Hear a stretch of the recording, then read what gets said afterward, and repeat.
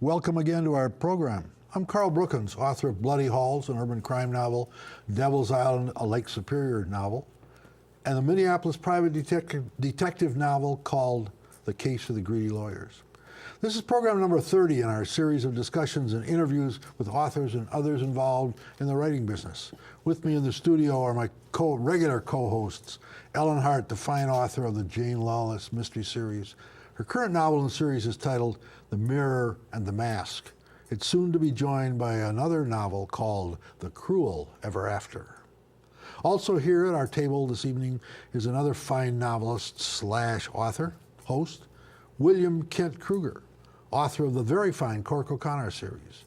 Vermilion Drift is the latest in this series, coming up, maybe out by the time you see this program. And coming up a little later in the program, we're going to do an interview with the director of the Ramsey County Friends of the Library, Sue Gehrz. But first, let's talk about libraries in our personal life. And I want to start with you, Ellen.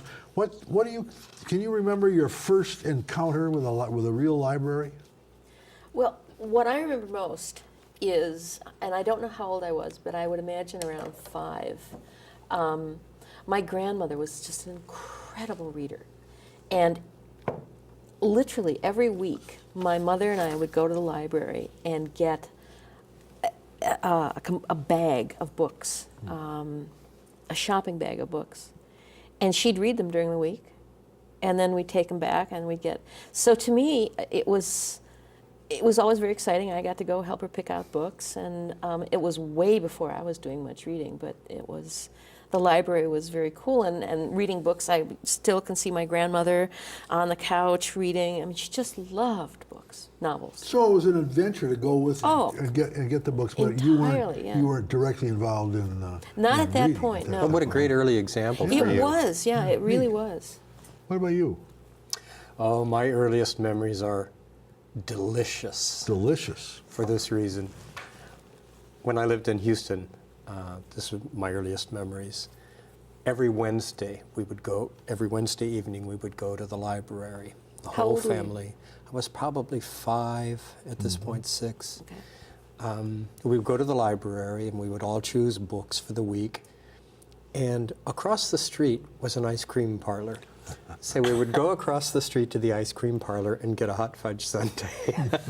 So Before books and food. Yeah, books and food are really tied together in my earliest memories. But what I want to know is, did you get the hot fudge sundae before you went to the library or afterwards? Afterwards. Oh, that's okay. Well, it was an event then. It was really. That's exactly what it was. Yeah. It was that weekly event. We all looked forward to it. I hadn't been to Houston in 40 years, and I went back a few years ago for an event there.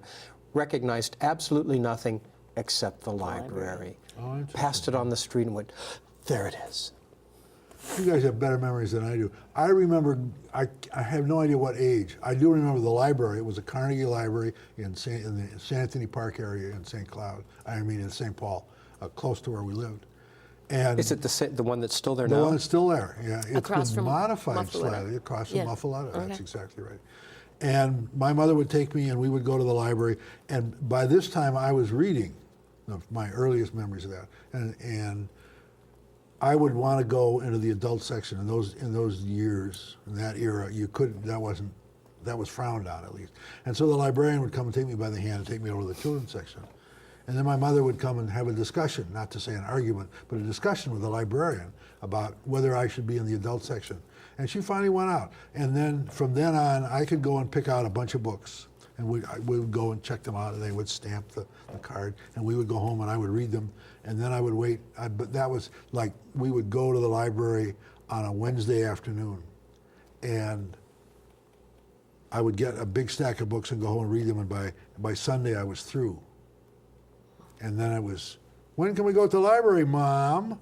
But we couldn't go to the library till the next Wednesday. See, I don't know why that was, but we couldn't. But there were always a gap. And I remember that gap as being part of the library experience because I for some reason, could read very fast. It's not something that I learned. It's just something that I had. So it was very interesting. So you got the books on Wednesday. By Sunday, you were finished with it? Yeah. Did you ever try War and Peace? No. I tried those later, but that's it.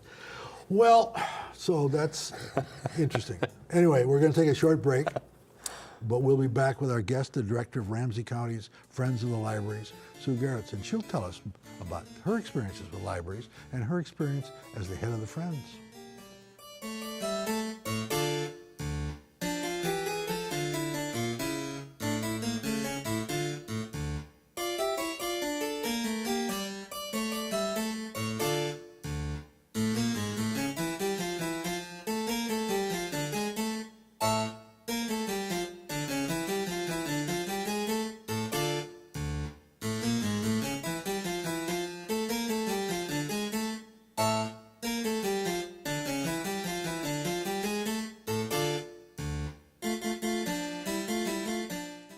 For those of you who don't know or don't remember, we have a revelation for you. Ramsey County has a fine network of 7 public libraries, plus there's a separate system in St. Paul, and there's a separate system in Minneapolis.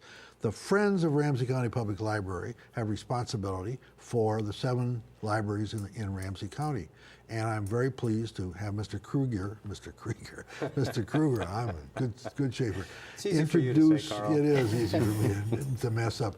Introduce our guest, Sue Gehrz. It's such a pleasure to have you on the show today, Sue, after you and I have been working together now for a couple of years. I first met you when you asked me to be a part of the Capital Campaign Committee to raise funds to remodel the Ramsey County Library here in Roseville. I didn't know a thing about you at that point, but what I've discovered since makes me think of you sort of like a velvet hammer. You you work softly, but you always get the job done. You know how to drive the nail home. I just have come to admire greatly how you work. Author's illusions, don't you? Yeah, Yes. you know, I did some internet background research, which is, you know, what I do as a detective. I'm kind of a guy. And there's not a lot about you, which leads me to wonder about your shady past. What I do know is this. You were mayor, before you were the director of the Friends, you were mayor of Falcon Heights for several years. 12 years. 12 years. Wow. You were also on the city council before that. For 6 years. I know at some point you were in Laramie, Wyoming. For 13 years. You graduated from the U of M, and before that you graduated from Edina High School. Yeah. But that's about all I know. So what I'd like to do first is just ask you to talk to us a little bit about the journey that took you ultimately to directing the Friends. Oh, it's been a great journey. I did grow up in a suburb of the Twin Cities and went to the University of Minnesota for both undergraduate and graduate work. My field is in psychology. My husband and I moved to Laramie, Wyoming in 1972, where he took a job as a professor of astrophysics at the university there. And we were there for 13 years. Our children were born there. And we were lucky to return to Minnesota in 1985 because this is home. Okay, good.